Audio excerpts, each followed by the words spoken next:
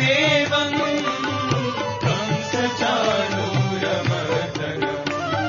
देवकी परमानन्दं कृष्णं वन्दे जगद्गुरुं देवकी परमानन्दं कृष्णं वन्दे जगद्गुरुम्.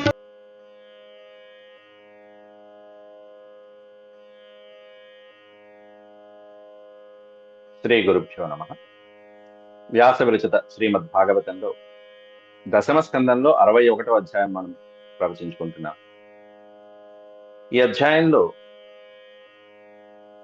బలరాముడు, రుక్మి వీరిద్దరు కూడా అనిరుద్ధుని వివాహ విషయంలో, ఆ వివాహ సందర్భంలో, ఆ వేడుకలో వారిద్దరు కూడా జూదమాడటం, ఆ జూదంలో మిగతా దుస్సాంగత్యం వలన రుక్మి బలరాముణ్ణి ఆక్షేపించడం, ధిక్కరించడం, అవమానించడం, మోసం చేయడం జరిగింది. దాంతో బలరాముడు కోపించి రుక్మిణి సంహరించడం జరిగింది.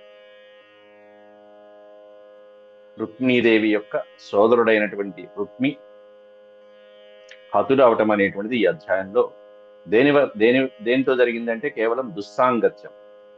కాబట్టి ఇటువంటి పురాణ ఇతిహాసాల వల్ల మనం లౌకికమైనటువంటి నీతి తెలుసుకుంటూ ఉంటాం. దుష్టుల వలన, సాంగత్యం వలన అనవసరమైనటువంటి ప్రాణాలు ఏ విధంగా అపహరించబడ్డాయి అనేటువంటి అంతకు ముందు కూడా మనం అక్రూరుడి వలన, కృతవర్మ వలన కూడా ఒక నిండు ప్రాణం బలైపోవడం మనం గమనించాం. కేవలం మాటల సందర్భం. ఇక్కడేమైనా బలరాముడితో వైరం పెట్టుకున్నాడు రుక్మి. అవి ఎలా జరిగింది, అలాగే ప్రద్యుమ్నుడి వివాహము, ఆ తర్వాత అనిరుద్ధుడి వివాహం ఎలా జరిగాయి అనేటువంటిది మనం శ్లోకాల రూపంలో చూద్దాం. ముందుగా భగవత్ స్మరణ చేసుకుని ప్రారంభిద్దాం. ఓం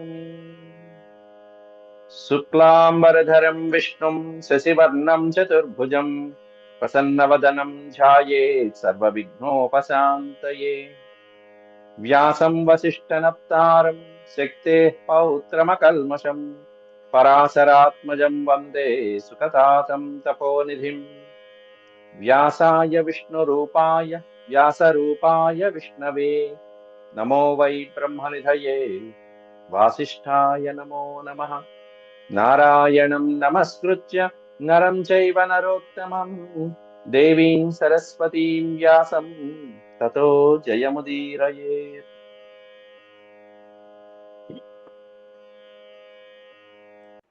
61వ అధ్యాయం.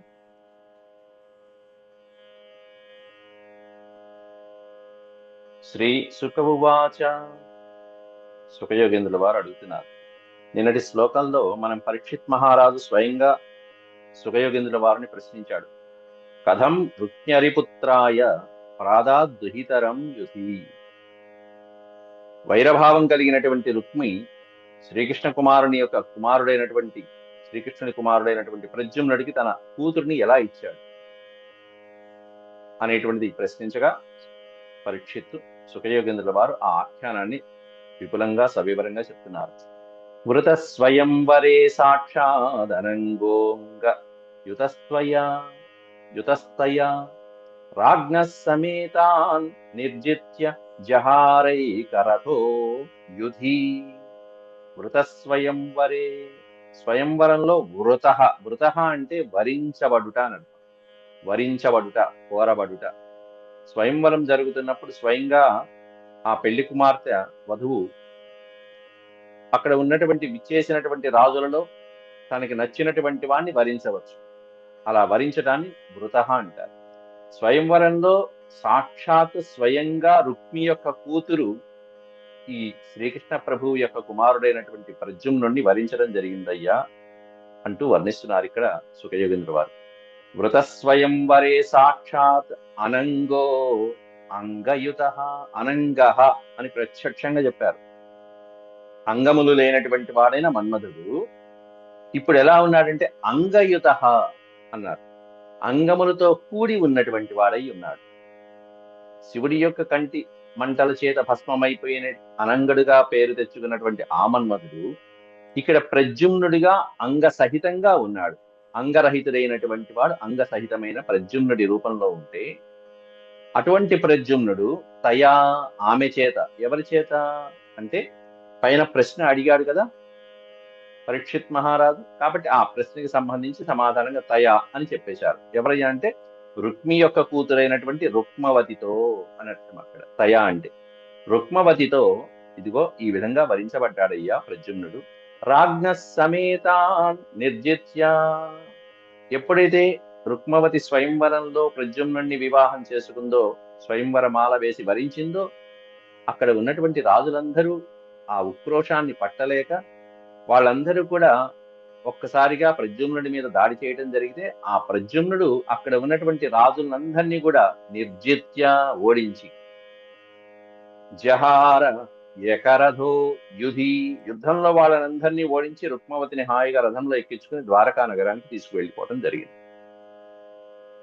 అలా అయితే ఈ ప్రద్యుమ్నుడి గురించి మనం 55వ అధ్యాయంలో మనం అంతకు ముందు కొంత విషయం చెప్పుకున్నాం. ప్రద్యుమ్నుడు పుట్టంగానే ఒక విషయం జరిగింది.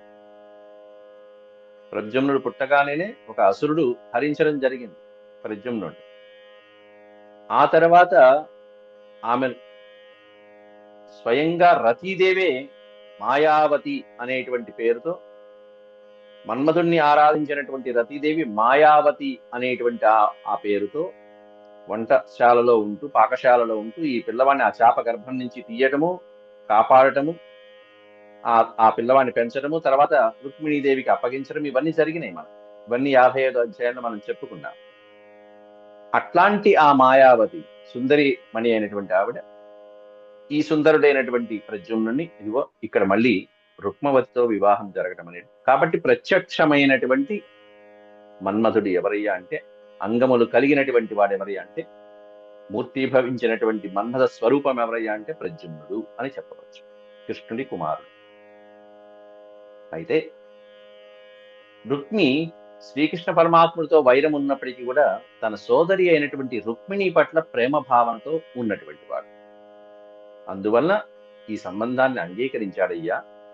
సోదరికి రుక్మిణికి సంతోషాన్ని కలిగించడం కోసం ఈ వివాహం జరిపించాడని చెప్పి సుఖయోగేంద్రుడు వారు చెప్తున్నారు.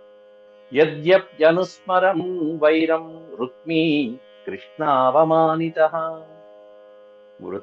యతరద్భాగినేయాయ సుతాం కుర్వన్ స్వసుప్రియం. స్వసుహు అనే పదం ఉంది చూసారా, స్వసుహు అంటే సోదరి. సోదరికి ప్రియం కుర్వన్, తన సోదరి అయినటువంటి రుక్మిణీదేవికి ప్రియం కలిగించాలనేటువంటి ఆశతో రుక్మీ కృష్ణ అవమానిత, కృష్ణుని చేత అవమానించబడినప్పటికీ కూడా ఈ రుక్మి యుద్ధంలో ఓడిపోయినప్పటికీ కూడా, పరాజితుడైనప్పటికీ కూడా వైరం అనుస్మరన్, యద్యపి వైరం అనుస్మరన్ అంటే కృష్ణుడితో శత్రుత్వాన్ని గుర్తు పెట్టుకుని కూడా మర్చిపోలేదేమి. ఆ శత్రుత్వం, ఆ పగ అట్లాగే ఉన్నాయి. కానీ సోదరి మీద ప్రేమ, రుక్మిణీదేవి మీద ఉన్నటువంటి ప్రేమతోనూ, మరియు భాగినేయాయ, భాగినేయ అంటే మేనల్లుడు, యతరద్భాగినేయాయ సుతాం కుర్వన్ సుప్రియం, తన మేనల్లుడి కోసం అని చెప్పేసి ఈ విధంగా తన కూతురిని ఇవ్వటానికి ఇచ్చి వివాహం కూడా జరిపించాడయ్యా, కేవలం సోదరి సంతోషపడుతుందనే ఉద్దేశంతోను. మేనల్లుడు కూడా అట్లాంటి వాడే, అంత గొప్పవాడు కాబట్టి ప్రద్యుమ్నుడు కూడా అంత గొప్పవాడు. అంతేకాకుండా కూతురు రుక్మావతి స్వయంగా స్వయంవరంలోనే వరమాల వేసి వరించింది కాబట్టి ఇద్దరు సంతోషించారు. రుక్మిణి సంతోషించింది, అటు రుక్మి కూడా ఈ వివాహ సందర్భంలో సంతోషించారు. ఆ విధంగా ప్రద్యుమ్నుడితో రుక్మవతి వివాహం అనేటువంటిది జరిగింది అంటూ సుఖయోగేంద్రుడు వారు పరీక్షిత్ మహారాజుకి తెలియజేశారు. అయితే అలాగే రుక్మిణీదేవికి శ్రీకృష్ణ పరమాత్ముడి వలన ఒక కుమార్తె కలిగింది, చారుమతి అనేటువంటి కుమార్తె. ఆమె వివాహం కూడా తర్వాత శ్లోకంలో చెప్తున్నాడు. రుక్మిణ్యాస్తనయాం రాజన్ కృతవర్మసుతో బలి ఉపయేమే విశాలాక్షీం కన్యాం చారుమతీం కిలా. ఉపయేమే అనే పదానికి అర్థం వివాహము. ఉపయేమే వివాహము చేసుకొనుట అని అర్థం. ఉపయేమే అంటే ఎవరి వివాహం ఎవరితో అయింది వివరాలు చూద్దాం. రుక్మిణ్యాః తనయాం, రుక్మిణీదేవి యొక్క కుమార్తె అయినటువంటి తనయాం ద్వితీయ విభక్తిలో ఉంది కాబట్టి ఆ యాం అనే అనుస్వారం చివరిలో కనిపిస్తుంది కాబట్టి అలాంటి పదమే ఎక్కడుందో వెతకాలి మనం. తనయాం చారుమతీం కన్యాం చారుమతీం, ఈ రెండు పదాలు కలుపుకోవాలి దీని పక్కన. రుక్మిణ్యాస్తనయాం కన్యాం చారుమతీం, రుక్మిణీదేవి కుమార్తె అయినటువంటి కన్య అయినటువంటి చారుమతీదేవిని కృతవర్మ సుతో బలి, కృతవర్మ సుతుడు, సుత అంటే కుమారుడు, కృతవర్మ కుమారుడైనటువంటి వాడు, బలవంతుడైనటువంటి వాడు అతనికిచ్చి ఈమెను ఉపయేమే, విశాలమైనటువంటి నేత్రములు కలిగినటువంటి ఆ చారుమతితో కృతవర్మ కుమారుడికిచ్చి వివాహం జరిపించారు శ్రీకృష్ణ పరమాత్మ. అయితే ఈ ఈ ఈ ఇదేమిటంటే కృష్ణ పరమాత్మునికి కూతురు ఉన్నది అని చెప్పడానికి చెప్పినటువంటి శ్లోకం ఒక రకంగా. ఈ శ్లోకానికి తర్వాత మనం 25వ శ్లోకం వెంటనే చెప్పుకుంటే ఇంకా చాలా బాగుంటుంది. ఎందుకంటే అక్కడ ప్రద్యుమ్నుడితో వివాహం అయిపోయింది. ప్రద్యుమ్నుడితో వివాహం అయిపోయిన వెంటనే ఇక వాళ్ళ యొక్క స్వైర విహారాలు, ఆనందంగా గడపడాలు ఇట్లాంటివి ఏం అక్కర్లా. ఇంకా ఏం చెప్తున్నారు అంటే వెంటనే అనిరుద్ధుడి దగ్గరికి వచ్చేసారు. అంటే ప్రద్యుమ్నుడికిను ఈ రుక్మవతికి కలిగినటువంటి సంతానం అనిరుద్ధుడు. ఆ అనిరుద్ధుడి యొక్క వివాహ విషయంలోకి వచ్చేస్తున్నాడు సుఖయోగింద్ర వారు. దౌహిత్రాయానిరుద్ధాయ పౌత్రీం రుక్మ్యదదాత్ హరేః రోచనాం బద్ధవైరోపి స్వసుః ప్రియచికీర్షయా జానన్న ధర్మం తద్యోనం స్నేహపాశానుబంధనః. స్నేహపాశానుబంధనః సోదరుల మధ్యలో ఉన్నటువంటి సంబంధం, ఆ బంధం కోసం రుక్మిణీదేవి సంతోషిస్తుంది అనేటువంటి విషయం కోసం ఈ రెండింటిని దృష్టిలో పెట్టుకుని మొదట ఏమన్నా తన కూతురైనటువంటి రుక్మవతిని ప్రద్యుమ్నుడికిచ్చి వివాహం చేశాడు రుక్మి. ఆ తర్వాత తన మనవరాలని కూడా అనిరుద్ధుడికిచ్చి వివాహం జరిపించాడయ్యా అనేటువంటిది చెప్తున్నారు ఇక్కడ. ఎవరయ్యా మనవరాలంటే రోచనాం, రుక్మరోచనాం. ఈ రోచనాం అనే పదం దాని ముందు రుక్మి తండ్రి యొక్క నామధేయం కూడా కలుపుకుని రుక్మరోచనాం అని చెప్పి పిలుస్తారు. ఆవిడ రుక్మి యొక్క నామధేయాన్ని కూడా కలిపి మనవరాలు. దౌహిత్ర్యా అనిరుద్ధాయ అంటే అనిరుద్ధుడి కొరకు. ఎవరు అనిరుద్ధుడు అంటే రుక్మి యొక్క దౌహిత్రుడు అని చెప్పారు. దౌహిత్రుడు అంటే కూతురు యొక్క కుమారుడు అని అర్థం. పౌత్రుడు అంటే పుత్రుని యొక్క పుత్రుడు పౌత్రుడు. దౌహిత్రుడు అంటే కుమార్తె యొక్క కుమారుడు అని అర్థం. రుక్మి యొక్క కుమార్తె రుక్మవతి. ఆ రుక్మవతి యొక్క కుమారుడు అనిరుద్ధుడు. అంటే ప్రద్యుమ్నుడికి రుక్మవతికి పుట్టిన సంతానం. అట్లాగే పౌత్రీం రుక్మ్య దదాత్ హరేః, తన పౌత్రి అయినటువంటి మనవరాలైనటువంటి రుక్మరోచనను హరేః శ్రీకృష్ణ పరమాత్ముడి యొక్క పౌత్రుడైనటువంటి అనిరుద్ధుడికి ఇవ్వడం జరిగింది. హరేః బద్ధవైరోపి, హరియందు బద్ధవైరం ఉన్నప్పటికీ కూడా, శత్రుత్వం ఉన్నప్పటికీ కూడా, స్వసుః ప్రియ చికీర్షయ, మళ్ళీ పైన పదమే వాడారు, తన చెల్లెలకి సోదరికి ప్రియాన్ని కలిగించడం కోసం. అప్పుడు వచ్చి రుక్మిణీదేవి అన్నయ్య ఇట్లా ప్రద్యుమ్నుడు నీ కూతురుని ఇష్టపడుతున్నాడు అంటే అవునమ్మా నేను అదే అనుకుంటున్నాను, కాబట్టి వాళ్ళిద్దరికి వివాహం చేస్తే బాగున్నాను, స్వయంవరంలో హాయిగా వరించుకున్నాడు. ఇంకొన్నాళ్ళైంది ప్రద్యుమ్నుడికి అనిరుద్ధుడు పుట్టాడు. తర్వాత అటుపక్కనే ఉన్న రుక్మరోచన పుట్టింది. మళ్ళీ రుక్మే వచ్చి అడిగాడు. కాబట్టి ఆ విధంగా ఈ అనిరుద్ధుడితో వివాహం కూడా చక్కగా వాళ్ళిద్దరికి జరిగింది. జానన్ అధర్మం తద్యౌనం స్నేహపాశానుబంధన అని ఓ పదం పెట్టారు ఇక్కడ. ఓ పక్కన శత్రుత్వం ఉన్నప్పుడు ఇలా బంధుత్వం అనేటువంటి పెట్టుకోవడం వల్ల ప్రమాదాలు వస్తాయా అనేటువంటిది మనసులో పెట్టుకున్నప్పటికీ కూడా, జానన్ అధర్మం, ఇది అధర్మం అని తెలిసినప్పటికీ కూడా, ఎందుకంటే శత్రువు ఇంటిలో ఉండటము, శత్రువు ఇంట్లో తన వాళ్ళని ఇవ్వటము, శత్రువు ఇంట్లో భుజించడము, ఇట్లాంటి కొన్ని ధర్మాలు మనం పాటిస్తూ ఉండటం అనేది జరుగుతూ ఉంటుంది. మిత్రుని ఇంట్లోకి వెళ్ళంగానే వెంటనే మనం హాయిగా మనం కనీసం మంచినీళ్ళన్నా తీసుకుని రావాలి. ఎప్పుడు కూడా ఏమి తీసుకోకుండా రాకూడదు. కాబట్టి శత్రువు ఇంట్లో ఏం భుజించకూడదు, కానీ మిత్రుని ఇంట్లో కనీసం మంచినీళ్ళన్నా స్వీకరించి రావాలి. ఎప్పుడైనా వాళ్ళు ఇచ్చినటువంటి పదార్థాలు తీసుకోవడం, లేకపోతే కనీసం మంచినీళ్ళన్నా తాగి గడుపుతారు. అట్లా కొన్ని కొన్ని కొన్ని కొన్ని ముఖ్యమైనటువంటి గృహాలకి వెళ్ళినప్పుడు వాళ్ళు ఏదైనా ఇస్తే తప్పకుండా మాట్లాడకుండా తీసుకుని వస్తేనే మంచిది. ఇంకా చెప్పాలంటే, ఎందుకంటే అది ప్రసాదం లాంటి. మనం ఏం తీసుకోకుండా వచ్చామంటే దాన్ని తిరస్కరించిన దోషం కూడా వస్తుంది ఒక్కోసారి. అందువలన కొంతమంది ఇళ్ళకి వెళ్ళినప్పుడు మాత్రం అలా చేయడం మంచిది. అది మీకే తెలుస్తుంది. మన మనసే చెప్తూ ఉంటుంది ఇక్కడ ఏదో ఒకటి తీసుకుని వస్తే బాగుంటుందని. కనీసం మంచినీళ్ళు తీసుకుని అక్కడ రావటం. అట్లా స్నేహపాశానుబంధన, వారి యొక్క స్నేహపాశం, ఆ బాంధవ్యాన్ని కట్టుబడి రుక్మి ఈ విధంగా వివాహాన్ని దగ్గర ఉండి జరిపించాడు. కాబట్టి కూతురు అలాగే రుక్మిణి యొక్క కొడుకు ప్రద్యుమ్నుడి వివాహమై, తర్వాత మనవడు మనవరాల యొక్క వివాహం కూడా అయింది. తస్మిన్ అభ్యుదయే రాజన్ రుక్మిణీ రామకేశవౌ అంటున్నారు. ఈ ప్రద్యుమ్నుడి అనిరుద్ధుడు గురించి చెప్తూ, ప్రద్యుమ్నుడి వివాహం అయిపోయింది, అనిరుద్ధుడు పెరిగాడు, పెద్దవాడయ్యాడు, అతని పెళ్లి వయసుకు కూడా వచ్చాడు, పెళ్లి సంబరాలు జరుగుతున్నాయి. ఆ పెళ్లి సంబరాలు జరుగుతున్నప్పుడు అనిరుద్ధుడి వివాహంలో జరిగిన ఒక ఘటనని ఇక్కడ సవివరంగా చెప్తున్నాడు. ఈ అనిరుద్ధుడి వివాహంలోనే రుక్మి యొక్క మరణం సంభవించిందయ్యా అంటూ పరీక్షిత్ మహారాజుకి వివరిస్తున్నాడు. తస్మిన్ అభ్యుదయే రాజన్ రుక్మిణీ రామకేశవౌ పురం భోజకటం జగ్ముః సాంబ ప్రద్యుమ్నకాదయః. తస్మిన్ అభ్యుదయే అనేటువంటిది వర్ణించారు అక్కడ. అంటే అనిరుద్ధుని వివాహ మహోత్సవాన్ని పురస్కరించుకుని ఆ సందర్భంగా ఆ వేడుకలో రుక్మిణీ రామకేశవౌ, రుక్మిణి శ్రీకృష్ణుడు బలరామ సహితంగా వీళ్ళందరూ కూడా మిగతా యాదవ ప్రముఖులతో కలిసి వాళ్ళందరూ కూడా సాంబుడు మొదలైనటువంటి వాళ్ళందరూ కలిసి భోజకటం జగ్ముహు, ద్వారకా నగరం నుంచి భోజకటం అనేటువంటి పురానికి వచ్చారు. భోజకటంలోనే ఈ రుక్మి నివసిస్తూ ఉన్నాడు. ఎందుకనంటే వైరం ఉన్నది కాబట్టి అప్పటి నుంచి ఆ మధురను వదిలిపెట్టేసి ఆ విదర్భలో ప్రవేశించాలని చెప్పి మాట ఇచ్చాడు, శపథం చేశాడు.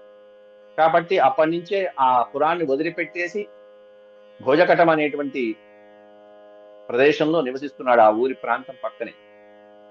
ఈ ద్వారకా నగరం నుంచి పరివారం అంతా వివాహ వేడుకల కోసం అని చెప్పేసి భోజకటానికి వచ్చారు. సాంబ ప్రద్యుమ్నకాదయ, సాంబుడు ప్రద్యుమ్నుడు మొదలైనటువంటి వాళ్ళతో కలిసి, బలరాముడితో కలిసి రుక్మిణీ కృష్ణుడు వీళ్ళందరూ కూడా అనిరుద్ధుడి వివాహ వేడుకకై తరలి వచ్చారు.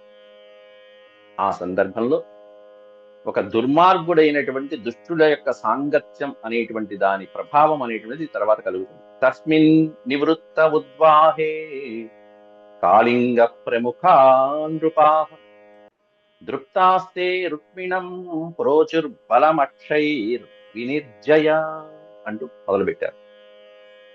ఈ వివాహ సందర్భంలో రుక్మి యొక్క దుస్సాంగత్యం ఎలాంటిదో మనకి ముందే తెలుసు. శిశుపాలుడు, దంతభక్తుడు, జరాసంధుడు మొదలైనటువంటి వాళ్ళు అందరు ఇట్లాంటి వాళ్ళు.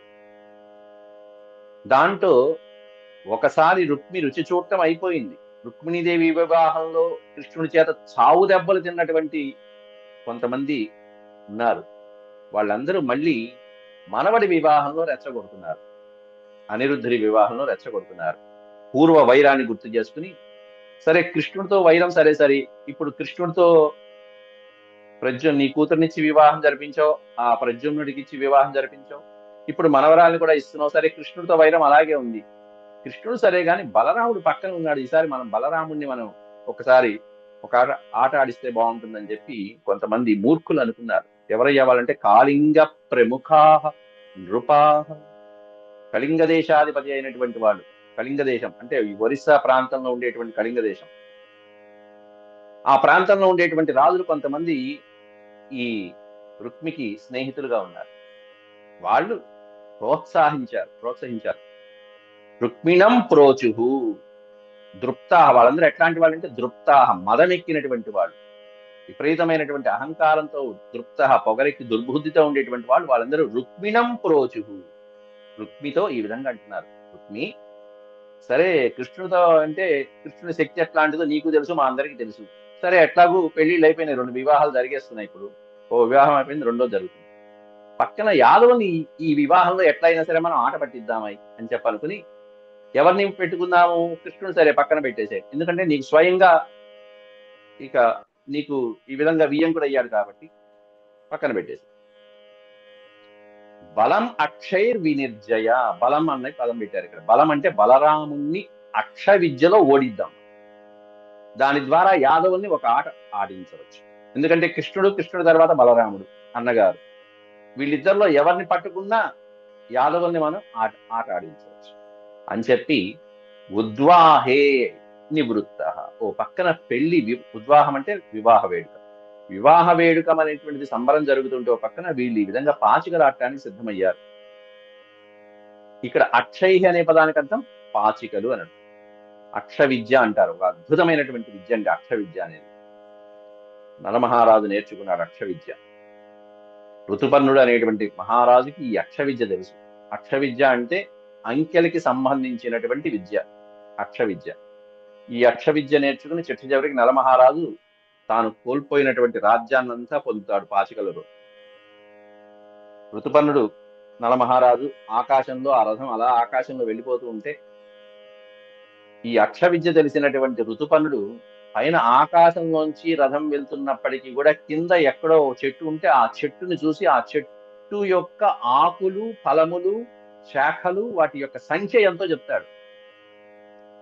రథం అప్పటికి ఏదో మనకి 150 కిలోమీటర్ల స్పీడ్తో వెళ్తుందంటామే, అంత వేగంగా రథం వెళ్తుంటే ఆకాశంలో నలమహారాజు అలా రథాన్ని నడుపుతూ ఉంటే ఋతుపర్ణుడు పైన ఆకాశంలోంచి ఒక కింద ఉన్నటువంటి ఒక చెట్టును చూసి దాని ఆకులు, పళ్ళు, విశేషాలని చెప్తాడు. ఎన్నున్నాయి ఏమిటి అనేది. ఆశ్చర్యపోతాడు నలమహారాజు. ఇదేం విద్య అంటే అక్ష విద్య అంట. అప్పుడు తనకి తెలిసిన అశ్వ విద్యని ఋతుపర్ణుడికి చెప్పి, ఋతుపర్ణుడికి తెలిసిన అక్ష విద్యని నలమహారాజు నేర్చుకుంటాడు. ఇది నైషధీయ చరిత్రలో ఉంటుంది. అద్భుతమే, మహాభారతంలో ఘట్టం ఇది. అక్షయ్ అంటే పాచికలు. ఈ అక్ష విద్య ద్వారా తర్వాత నలమహారాజు పాచికలాడి ఎదుటి వాళ్ళు ఏ విధమైనటువంటి సంఖ్య చెప్తారు మొదలైనటువంటివన్నీ ముందే తెలిసిపోతాయి. దాని ద్వారా నలమహారాజు చివరికి మళ్ళీ తన రాజ్యాన్ని పొందడం జరుగుతుంది. అట్ట పాచికల ఆటలో ఈ బలరాముణ్ణి ఓడించి యాదవుల భరతం పడదాం, యాదవుల మీద కక్ష తీర్చుకుందామని ఒరిస్సా కాళింగ దేశపు రాజులు మొదలైనటువంటి వాళ్ళందరూ పన్నాగం పన్ని ప్రేరేపించారు పాపం రుక్మిణి. పోయే కాలం దాపురించి రుక్మి ఆ దుర్మార్గుల మాట విని బలరాముణ్ణి కదిలించాడు. ప్రశాంతంగా ఉన్నటువంటి బలరాముడు పెట్టుకోక పోయి ఆయనతో పెట్టుకున్నారు. అనక్షజ్ఞోయం రాజన్నపి తద్వ్యసనం మహత్ ఇత్యుక్తో బలమాహూయ తేనాక్షైర్ రుక్మ్యదీవ్యత. అనక్షజ అనే పదం ముందే చెప్పారు. అక్షజ అక్షజ్ఞ. అక్షజ్ఞ అంటే జ్ఞ అంటే జ్ఞానం. అక్షజ్ఞ అంటే పాచికల యందు జ్ఞానం కలిగిన వాడు. అనక్షజ్ఞ అంటే పాచికల ఆటలో ఏమాత్రము ప్రవేశం లేనటువంటి వాడైనటువంటి బలరాముడి దగ్గరికి వెళ్ళి కదిలించాడు.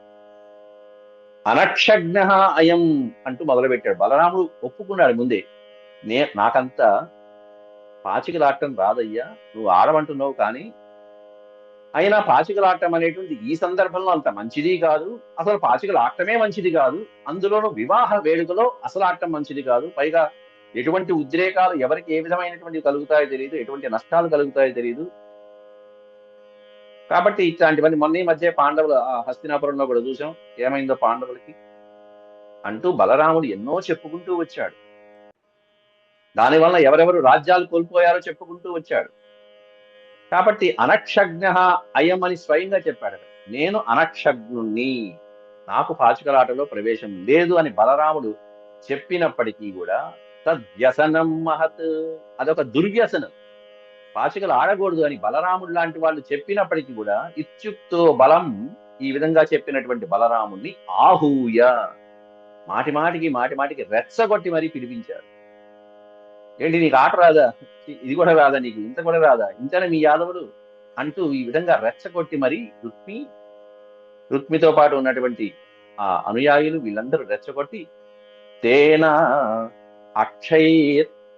అక్షైర్ నృత్యదీవ్యత, వాళ్ళతో పాటు పాచికలాటం అనేటువంటి ప్రారంభించాడు ఈ రుక్మి అదీవ్యత.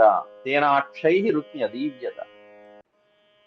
అదీవ్యత అనే పదానికి అర్థం జూదంలో పందాలు వడ్డీ వేయటం ఏదైతే ఉంటుందో దాన్ని అదీవ్యత అంటారు.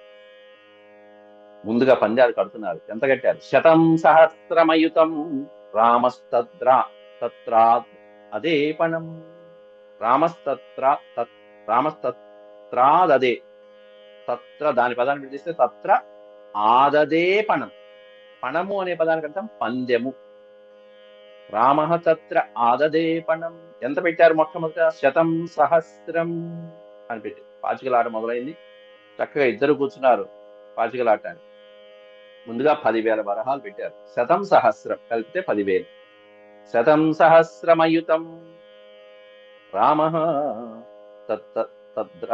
తత్రాదదేపణం తంతు రుక్మ్యజ జయత్తత్ర కాళింగ ప్రాహసద్బలం దంతాన్ సందర్శయన్ ఉచ్చైః నామృష్యత్ తత్హలాయుధః. హలాయుధః, హలమును ఆయుధంగా ధరించినటువంటి వాడు హలాయుధుడు బలరాముడు. ఆయన యొక్క హలం, ముసలం, భయంకరమైన ముసలం, అద్భుతమైనటువంటిది ఆ ముసలం. దాని యొక్క పేరు కూడా సునందం అనేటువంటి ఆయుధం కలిగినటువంటి వాడు, సునందం అనేటువంటి ముసలం కలిగినటువంటి వాడు హలాయుధుడు. దాని పేరు సునంద. అయితే ఈ పందెం జరుగుతున్నది ఓ పక్కన. పందెంలో మొట్టమొదట ఎవరు గెలిచారంటే ఆ 10,000 వరహాలని రుక్మి గెలుచుకున్నాట. తంతు రుక్మ్య అజయత్, రుక్మి అజయత్ తత్ర. ఆ పందెంలో మొట్టమొదట రుక్మి గెలిచాడు. గెలిచేటప్పటికీ ఈ సందర్భాన్ని పురస్కరించి పక్కనే సిద్ధంగా ఉన్నటువంటి మూర్ఖులు కాళింగ ప్రాహసత్ బలం, ఆ బలరాముని పట్టుకుని అవమానం చేస్తూ నవ్వాట కాళింగుడు. పళ్ళి కిలించుకుంటూ నవ్వి దంతాన్ సందర్శయన్ అన్నాడు. వ్యాసుడు దాన్ని కూడా పెట్టాడు స్ఫుటంగా. దంతాన్ పళ్ళు ఇకిలించుకుంటూ నవ్వాట. అపహాస్యం చేస్తున్నాడు, వికటాట్టహాసం చేస్తూ అపహాస్యం చేస్తూ ఓడిపోయేవారు నువ్వు బలరామ అన్నట్టుగా నవ్వాడు. దంతా, ఈ పళ్ళు రాలగొట్టుకోవడానికి తర్వాత వాడికి ఇగో ఆ పదం కూడా పెట్టారు అక్కడ. వీడికి పళ్ళు రాలేటువంటి ముహూర్తం ఉంది, అందుకని వ్యాసుడు ఆ దంతాన్ అనే పదం కూడా స్పష్టంగా పెట్టాడు.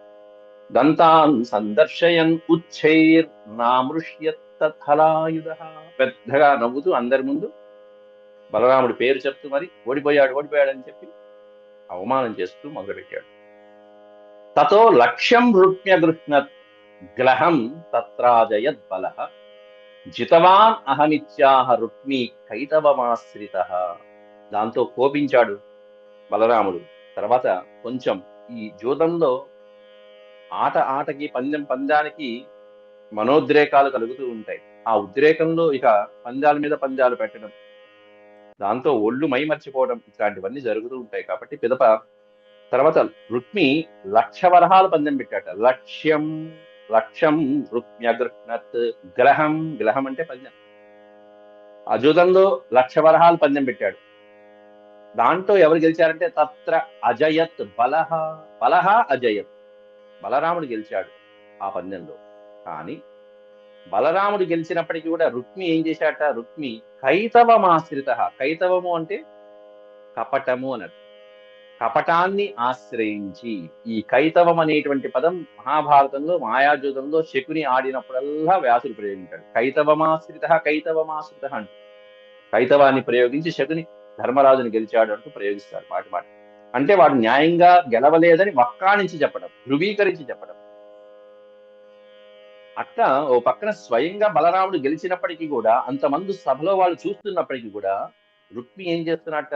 మోసం చేయడం కోసం అని చెప్పి వాళ్ళు ఇంకా ఎగతాళి ఆట పట్టించడం కోసం జితవాన్ అహం జితవాన్, నువ్వు కాదు, నువ్వు గెలిచేదేంటి, నీకేం ఆడొచ్చు, నేను గెలిచాను అంటూ దబాయించడం మొదలు పెట్టాడు అనవసరంగా. కోపం వచ్చింది బలరాముడి. మన్యునా క్షుభిత శ్రీమాన్.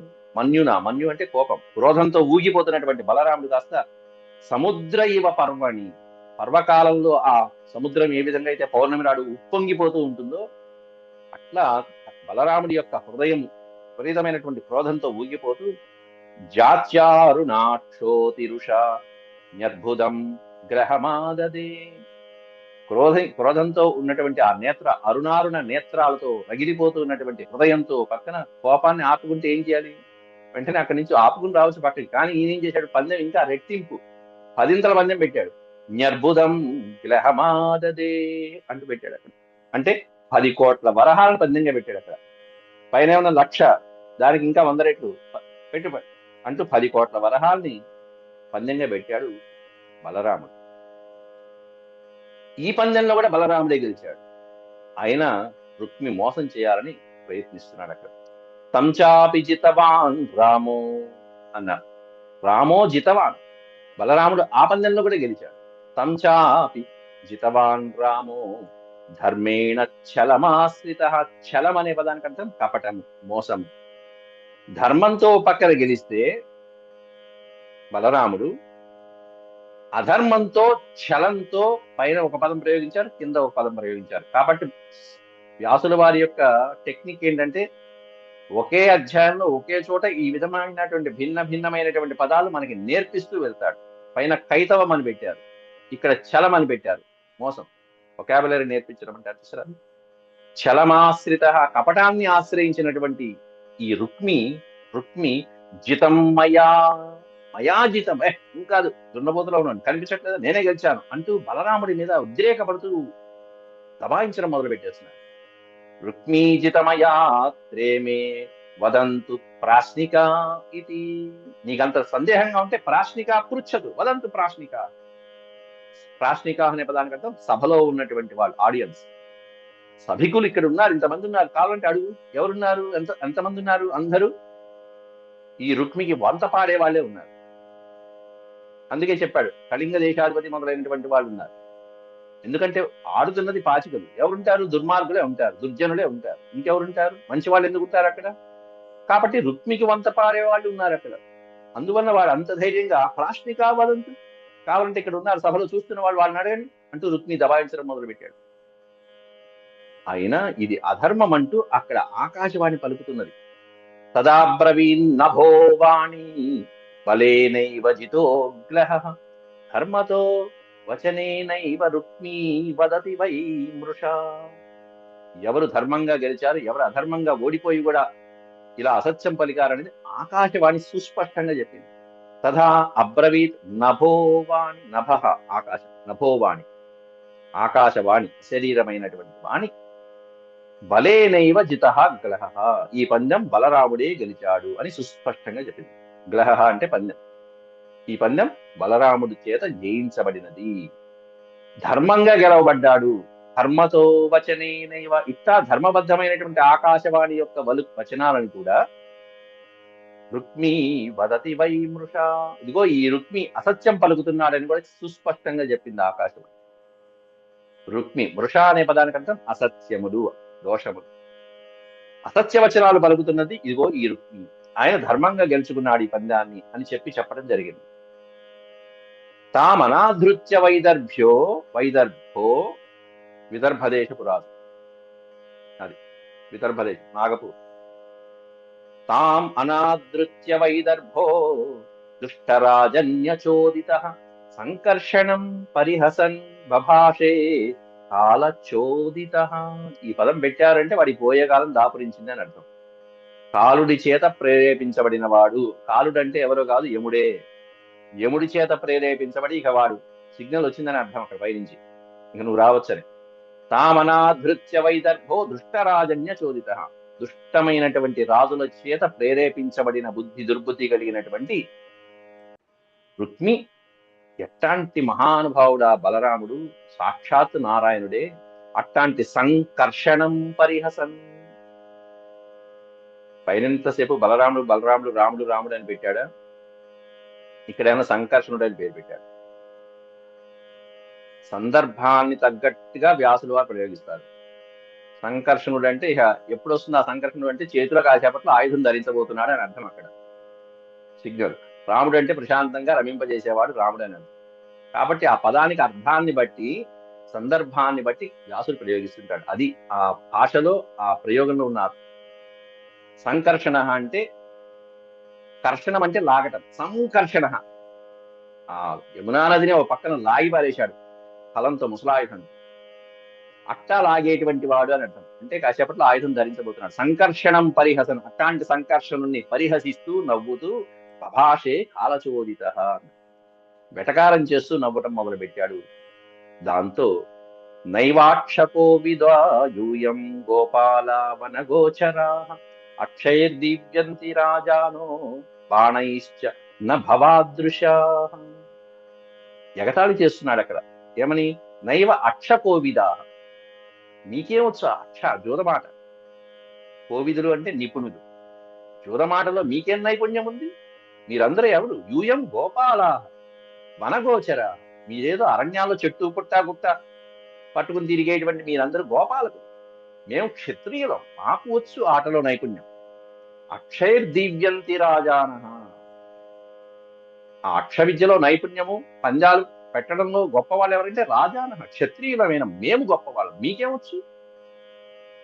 బాణైశ్చ నభవాదృశా, అలాగా పాచికలు ఆడటంలో, ఆ పంజాలు వడ్డటంలోను, బాణాలు వేయటంలో క్షత్రియులాగా మీకేమొచ్చు. భవాదృశ, మీరంతా గోపాలకు, యాదవులు, పశువులు కాచుకునేటువంటి మంద మీరందరూ, మీరు అక్కడ నివసించేటువంటి వాళ్ళు అన్నట్టుగా మాట్లాడారు మిగతా రాజులందరూ. దాంతో రుక్మి యొక్క వచనాలకి క్రోధంతో ఊగిపోతున్నాడు ఒక్కసారి బలరాముడు. లోపల నుంచి స్మరించాడు ఒక్కసారిగా ఆయుధాన్ని. రుక్మిణై ఇవ మది క్షిప్తో రాజభిశ్చోపహాసిత క్రుద్ధ పరిఘముద్యమ్య జగ్నేతం నృమ్న సంసది. రాజులందరూ చూస్తూ ఉండగా ఆ చక్కటి అనిరుద్ధుడి యొక్క వివాహ సందర్భంలో, అంత సభామండపంలో జఘ్నే జఘ్నే, ఆ నోరు పారేసుకుని ప్రేలుతున్నటువంటి ఆ రుక్మిణి కాస్త జఘ్నే సంహరించేశాడు బలరాముడు. క్రుద్ధ, కోపించినటువంటి బలరాముడు. పరిఘముద్యమ్య, పరిఘ అంటే అక్కడ ఆయుధం, బలరాముడి యొక్క ఆయుధం. దాన్ని మనం చెప్పుకున్నాం ఆయుధం. అటువంటి ఆ ఆయుధాన్ని ఉద్యమ్య ధరించి, ఆ సునందం అనేటువంటి ముసలాన్ని ధరించి, ఆ ముసలం అనే దాంతో ఒక్కడి కొట్టాడు బుర్ర మీద, అంతే. వాడి మాంసం ముద్దలైపోయి మొత్తం అంతా రక్తధారలతో కాదు. రుక్మిణి ఏవం అధిక్షిప్తో, రుక్మి ఈ విధంగా అధిక్షిప్త, నోటికొచ్చిందరల్లా ప్రేలటంతో, రాజభిశ్చ ఉపహాసిత, రాజులందరూ అక్కడ వికటాట్టహాసం చేస్తూ అవమానం చేస్తుంటే అది తట్టుకోలేక వాడిని కాస్త నెత్తి బద్దలు కొట్టి చంపి పారేశాడు బలరాముడికి అక్కడికక్కడే. ఈ విధంగా దుర్మార్గుల యొక్క సాంగత్యం వలన కృష్ణుడి దాకా వెళ్లి కృష్ణ పరమాత్ముడికి చేరువవుతూ ఇంకాస్త చేరువవుతున్నటువంటి రుక్మి కాస్త మరణించాడు. శత్రుత్వం, కృష్ణుడితో పరమాత్ముడితో శత్రుత్వం పెట్టుకున్నందుకు ఇదిగో ఇది ఈ విధమైనటువంటి దశ పట్టింది రుక్మికి. పరమాత్ముడితో శత్రుత్వం, కానీ దగ్గర అవుతున్నాడు కదా అని చెప్పి అనుకునే వేళలో దుష్ట సాంగత్యం అనేది వాడి మనస్సు మీద ఎంత ప్రభావితం చూపించిందంటానికి నిదర్శనం. మిగతా శ్లోకాలు తర్వాత చెప్పుకుందాం. అంతవరకు సార్. ఓం శాంతి శాంతి శాంతి. యదక్షరపద భ్రష్టం మాత్రాహీనం చ యద్భవేత్ తత్సర్వం క్షమ్యతాం దేవనారాయణ నమోస్తుతే. సర్వం శ్రీకృష్ణార్పణమస్తు. హరి ఓం. స్వస్తి.